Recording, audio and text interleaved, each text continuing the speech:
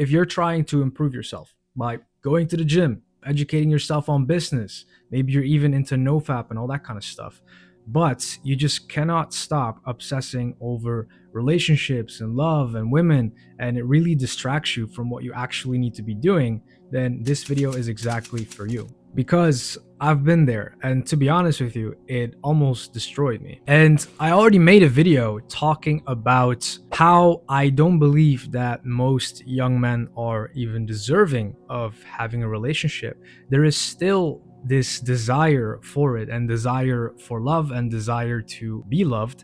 And how do you deal with that, right? How do you keep that under control? How do you have sexual discipline, all that kind of stuff? That's what I'll be talking about in this video. And if you don't know who I am, my name is Belman Volk, and I created this channel in order to inspire and pave the way for the younger me, the version of me in college that was extremely confused and had this ambition inside of him but didn't really know where to put it. I started an ecom brand. I became a freelance copywriter. That's actually how I made my first $10,000 online and how I was able to move to Thailand. And after that, I also co-founded a marketing agency, scaled that up to $200,000 per year with my partners.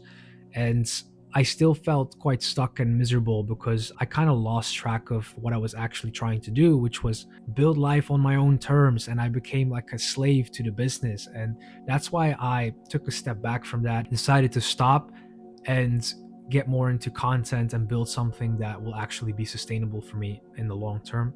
And that's exactly why I'm making these videos. That's exactly what I want to help you do as well, so you can create a life that is worth living for you. So if that sounds interesting, then stick around, subscribe to the channel, and come along for the journey. When I think back to who I was at like 16, 17, especially around this time, you really have this spike in testosterone, and it starts to really distract you from school. It starts to really distract you from sports if you're into sports, and it almost starts to become this obsession and this the center of your life, which can become quite unhealthy. And that's what happened to me, especially when it's topped on with a lot of pain as well. Because I remember, I'm not sure if you're familiar, but you have like this blue pill and the red pill, and then the blue pill is like the betas and the losers, and then you have the red pills, and those are like the cool guys.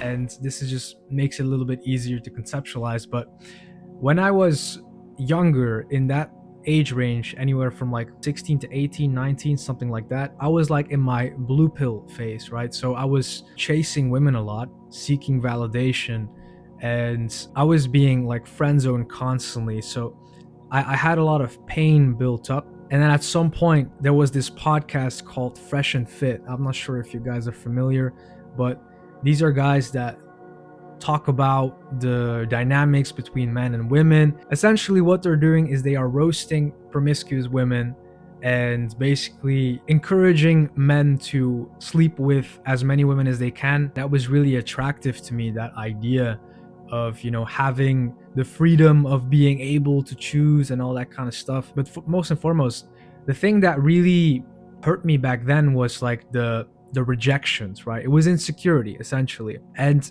this new paradigm of thinking really put me on top, right? It made me as someone in control, etc., etc.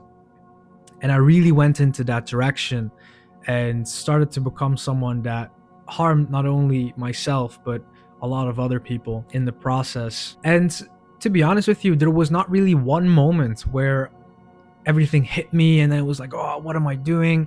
It didn't really happen like that for me. It was a very, very long process of insights and events that helped me to realize that what I was doing was wrong and was harmful, and also very, very distracting from what I should have been doing. But it is true that I essentially wasted a lot of time chasing women, seeking validation, going on dates with very, very wrong intentions. And especially because I was not really in a good place, it also kind of ate up my mind, because even if I'm completely detaching myself and I'm like, you know, trying to have multiple, you know, relationships and stuff like that, and it's rooted in insecurity, right? Because it's like when one woman rejects you, you have this other woman that, you know, is still into you. So it's just a form of protection in essence. But it still eats at you, right? Because under all that testosterone and validation seeking, there is that true desire to find a truly loving relationship and to have that one woman that you truly, truly love and want to be with, right? Under the surface, that is truly there. And I think for most people, it's the same. So it still eats at you because I was not in a position at all to get serious whatsoever. Even if I did, I was not ready for that. But it gets even worse because all the hookups, porn, all of that stuff, it's all just band-aid solutions for a deeper problem. And I've noticed myself that I am a lot more likely to fall into sin or, go back to seeking validation or pornography and all that kind of stuff when I felt lonely or when I felt not loved. I don't know how to phrase it, but at those low times, that's when you really start to seek that stuff. So it's very, very important that you have this deep rooted desire under control and that you feed it with something else. And then much later, I came to the realization that the big thing that we're all looking for is love, right? And I know it sounds cheesy and maybe like people be like gay, but it's true. Like the main thing that we're looking for is love. And it took a long time for me to realize this, but in the West, especially, love has become synonymous with sex. And you may want to admit this or not, but that's the truth. That's how a lot of people and society as a whole is perceiving the act of love, right? But that is not really what love is at all. And I only realized that very, very late, that you can experience very, very deep love when you are not in any sexual acts at all. When you're out with friends and you're like playing a board game and having fun, or you're sharing your experiences, your current life or your feelings, what's on your chest, like you can experience very deep levels of love at those times. Or when you're having dinner with your family and you're talking about your day and your goals, you can experience love. I know it sounds strange, but you can experience love almost all the time without having sexual intercourse. And honestly, I only came to that realization, I only came to that place or that next like level, I don't know how to call it, but because of my faith. And yeah, without God or without the church or without the fathers, I would have never gotten to this point of realization where I would be like, yeah, love is not sex, right? But obviously, like, how do you apply this to your actual life, right? How can you really, really like tame that obsession with lust or obsession with relationships and finding a woman, or even like addictions such as pornography and masturbation, all that kind of stuff? How do you like deal with that, right? Now, let me give you some more practical things that you can do to really, really tame that fire. First is build a good friend group. And of course, women can be part of this as well, but it's good to have good relationships with men because obviously they understand you a lot better than women will. And with women, there is always, especially if you're single, then you're always going to be feeling each other out and seeing if something is there. And when it's men, then you're just genuinely, you can share freely, you don't have to worry about being judged too much. That's very, very important, to have that space, that have that relationships, and to feel that brotherly love, let's say. Of course, I would also recommend you channel your energy and your time into very, very productive things, such as the gym, such as sports of any kind, ideally martial arts, because I mean, for men, it's just, it will tame you. It will calm you down a lot. So that's a big one that if you're really struggling with this, it will help a lot.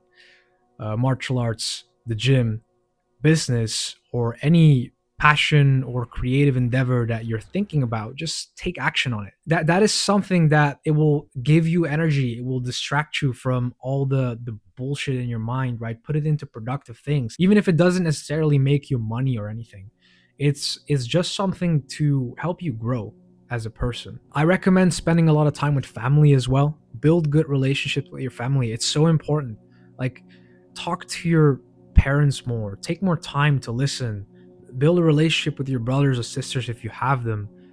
If you have them, that's a great blessing. Like, reach out to them, plan stuff with them, actually have a relationship with each other. Because I know it's a thing, especially in like Western societies, where a lot of siblings, like, they don't have any relationships whatsoever, and they don't really talk at all. And I'm not saying that my relationships are perfect at all, but I have noticed this pattern more in like more Western cultures, where they don't really care as much about their siblings as, for example, people in South America or Asia. Another thing that I would highly, highly, highly recommend is, first, delete the dating apps. Delete them. The Tinder, the what's it called? The Bumble, the Hinge, whatever they have nowadays. Delete everything. It's just a one-way path to destruction. Delete it. Otherwise, you're going to fumble and you'll fall and you'll be distracted and you'll like start swiping, and bro, it's just not good for you. Just delete it all. Even social media, Instagram, delete it. Even Facebook, delete it. Like, there is a way actually to keep Instagram without having the For You page, without having the stories, and really like clean it up so you still have conversations, so you can still talk to your friends or your family and stuff like that. If you do, I'll put a link in the description for that, actually, on how to, basically download the app without all the bullshit. But as a general note, I genuinely recommend you just delete it. Unless you like your business is dependent on it, like the way you make money is dependent on it. But to be honest with you, even if you do, then there's always a way to go around it, and probably just coping and finding an excuse, because you can always like have it on a different phone or do it through your laptop, or have another person on your team do it, or if you're a business owner, there's always a way around it. It's just up to you if you're really willing to. But trust me, if you delete all that stuff, it's going to make this entire lust or desire for love, is going to make it so much more manageable for you. Trust me. Trust me. So just do it. Try it out for a week and tell me how you feel. And another thing that I would like to invite you to think about is reframing the question of, how do I get love? How do I get a woman? How do I get a relationship? Into, how do I become worthy of love? How do I become worthy of a good woman? How do I become worthy of a relationship? Right? Because when you do become worthy of it, then oftentimes it will just kind of fall into your lap and happen very naturally, and it will stick because you're ready for it. I'm not saying that you should not like talk to women and you should like lock yourself up in a room and like completely disregard love and relationships altogether and become like, I don't know, like an incel or whatever. I'm not saying that you should do that. But I am telling you that you should really withdraw your focus from it and really tame the obsession, because right now it's become quite unhealthy. If you're watching this video till this point, then I'm sure that it has become something unhealthy in your life, right? And it should not be like that. Okay? So I'm telling you to withdraw. I'm not telling you to completely cast it aside. I'm telling you to just pull back, right? Focus on these other things that will bring great joy and a lot of love into your life, without having to destroy yourself or destroy other people in the process. But I'm not telling you that you should completely cast it aside, and that if a wonderful loving woman comes into your life and the opportunity presents itself, I'm not telling you that you shouldn't take it, right? You should. But the main thing is that you need to kind of like tame your flame. You need to tame that passion inside of you to like a healthy level. But this is where the magic kind of happens, because when you do, and when you really pull back the focus and you kind of like tame that obsession, and suddenly you don't need it anymore to like feel loved, that's when it actually comes to you. When you don't really obsess over it so much and it's constantly consuming your mind and it's kind of giving you anxiety, then when you pull back from it, that's when typically stuff comes into your life. It's like, you know, when you're looking for like one piece of clothing and you need it right now, and you're looking for it everywhere and you cannot find it, and then you're like, oh fuck, then I'll go with this thing. I'll wear this shirt instead. And then like a completely other time, you don't need it at all. You're just like kind of roaming around and be like, huh, that's that shirt I was looking for. It's kind of like that. And of course, even better, like at this point, it's not just any woman that is going to show up in your life. It's going to be a reflection of yourself, because if you've been focusing on the things I've told you, then you will obviously elevate yourself, elevate your character. You'll have become a better man, and obviously when you become a better man, you will attract a better woman as well. I hope everything that I've told you makes sense. Feel free to share your experience in the comments. I would love to hear about it, and to give you any type of advice that I can give you aside from this video. But most of the things I already shared with you. And if you want to send me a personal message, you can always do that on IG, no problem at all. But yeah, man, if you enjoyed this video, give it a like, give it a subscribe, so that, you know, more stuff like this shows up in your feed. And if you haven't already, like I said in the beginning, I posted another video talking about why I don't believe that many young men are worthy of having a loving relationship. And that video may actually give you a lot of insight into this as well, so you can click on that right here. But other than that, man, I will catch you in the next one. Peace.